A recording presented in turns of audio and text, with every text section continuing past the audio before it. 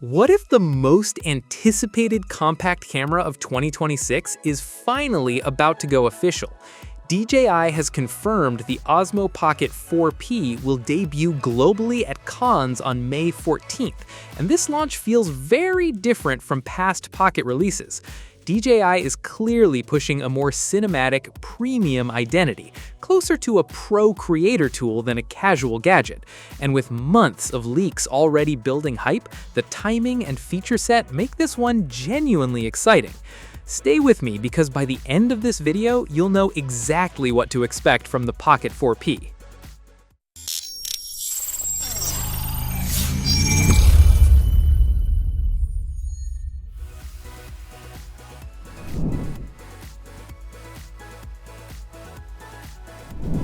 Launching a product at Cannes is a deliberate statement. Film festivals are where cinematographers obsess over image quality, where the conversation is always about storytelling through a lens, and DJI knows exactly what they're doing by placing the 4P in that environment.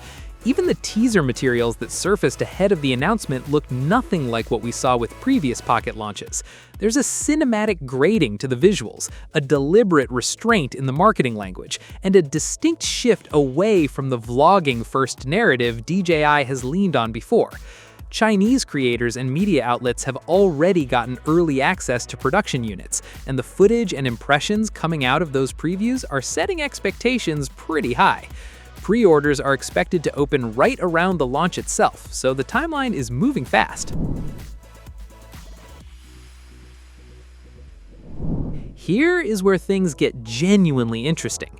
Multiple sources are pointing to a completely redesigned dual camera setup on the 4P, and the key addition is a dedicated telephoto lens sitting alongside the familiar 1-inch primary sensor from the standard Pocket 4. The estimated equivalent focal length lands somewhere around 70 millimeters, which would give you real optical reach for tighter shots without leaning on digital crop modes that always sacrifice some image quality. That combination alone would make the 4P a fundamentally different tool compared to its predecessor, because you're now looking at a compact camera that can actually frame subjects with cinematic compression. Layered on top of that, rumors are circulating around a variable aperture system running from f1.7 to f2.8 and hybrid zoom support extending up to 12x, though DJI hasn't confirmed either of those details yet, so treat them as exciting possibilities rather than locked specifications. Beyond the lens hardware, the broader upgrade list is shaping up really well. The 4P is widely expected to support 10-bit D-Log recording, which is a massive deal for anyone who color grades their footage before delivery. Active Track is reportedly jumping to version 7.0, bringing smarter subject recognition and tracking behavior. The rotating OLED display is also rumored to be getting a significant brightness boost, potentially hitting around 1,000 nits outdoors, which would finally make the screen usable in direct sunlight. Battery life is supposedly improving too, with a larger cell that should translate to longer shooting windows before you're hunting for a charge. And the mechanical 3-axis stabilization system DJI is known for? Still the foundation of the whole experience. And from what early unit feedback suggests, it continues to be best in class.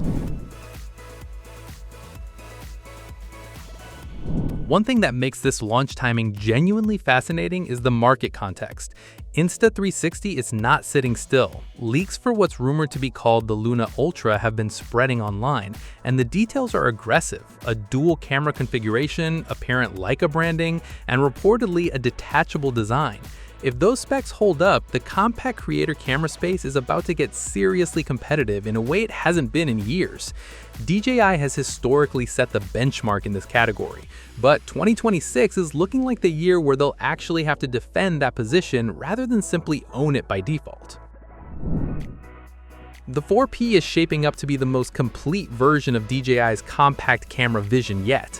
Better reach, smarter tracking, richer footage, and a premium positioning that could genuinely justify the price if DJI keeps things reasonable. The real question is whether the dual camera execution lives up to the specs on paper, and we'll know very soon. What feature matters most to you on the 4P? The telephoto lens, the 10-bit recording, or something else entirely? Drop it in the comments. And if you want to be the first to see the launch breakdown when the 4P officially drops, subscribe and hit the bell so you don't miss it.